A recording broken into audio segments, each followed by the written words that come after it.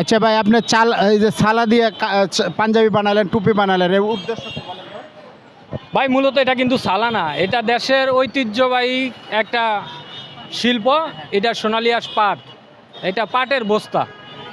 এই পাটের বস্তা পরা যায় না সেটা আমিও জানি, আপনারাও জানেন। কিন্তু দেশের সরকার হয়েছে জনগণের, আর জনগণ হয়েছে সরকারের। সরকার যদি পাটের উপরে ভালোভাবে নজর দিত, তো আর আমাদের ওই আদম জুট মিলের মতো ফ্যাক্টরি বন্ধ হইতো না।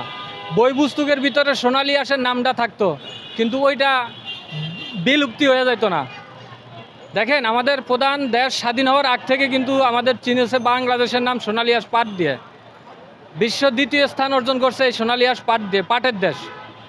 তো ইতিমধ্যে আপনারা জানেন সরকার ঘোষণা দিয়েছে 2 লক্ষ স্কুল ব্যাগ বিতরণ করব, স্কুল ব্যাগ ফ্রি মূল্যে দিব পাটের। তো সরকার এখনও, আপনারা কি দেখছেন পাটের ব্যাগগুলা দিতে? দেখছেন? দেখেন না? তো যদি না দেখেন, তো সেই ক্ষেত্রে আমি 680 পিস ব্যাগ বানায়া ভোলা, গাজীপুর, ময়মনসিংহ, শেরপুর, ঢাকা জেলাতে আমি বিতরণ করছি এজন্যে পলিথিন বর্জন করুন, পাটের পণ্য ব্যবহার করুন।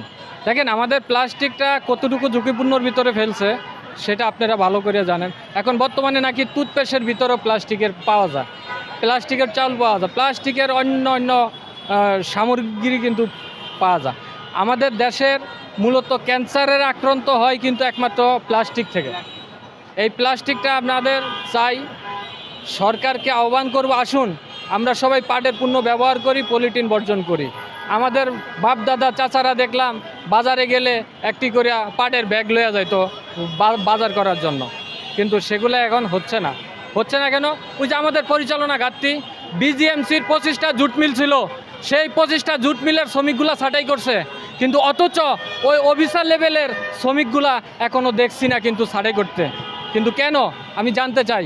কয়েকদিন আগে বাণিজ্য উপদেষ্টা শেখ বশিরউদ্দিনকে আমি বলেছিলাম বাণিজ্য মেলাতে, কিন্তু আমাকে 1 মাসের জন্য পাট ও বস্ত্র মন্ত্রণালয়ের দায়িত্ব দিয়ে দেখেন। আমি যদি আদম জুট মিলের মতো ফ্যাক্টরি যদি আমি না চালু করতে পারি, কিন্তু আমি নাকে খড় দিয়ে কিন্তু আমি বের হয়ে যাব। কিন্তু সেগুলো আপনারা করছেন না। কেন করছেন? আপনারা যোগ্য ব্যক্তিকে কিন্তু দিচ্ছেন না। 2023 সালে দিছেন প্লাস্টিকের কোম্পানির যে এজেন্ডার, তাকে দিয়েছেন পাট ও বস্ত্র মন্ত্রণালয়ের দায়িত্ব। সে পাটের মূল্যায়নটা কোথায় থেকে দিব? ভাই পাটের চট পরা যায় না সেটা আমিও জানি, আপনারাও জানেন। পাট দিয়ে দেন 279টা পণ্য তৈরি করা সম্ভব, সেটা তো অবিশ্বাস করার মতো কিছু না। আমি মূলত একজন গার্মেন্টস শ্রমিক, এই পাট শিল্প নিয়ে আন্দোলন করি বিধায় এখন হয়ে গেছি গিয়া বেকার শ্রমিক। তো আসুন আমরা সবাই পলিথিন বর্জন করি, পাটের পণ্য ব্যবহার করি। এইটাই আমার বক্তব্য, এইটাই আমার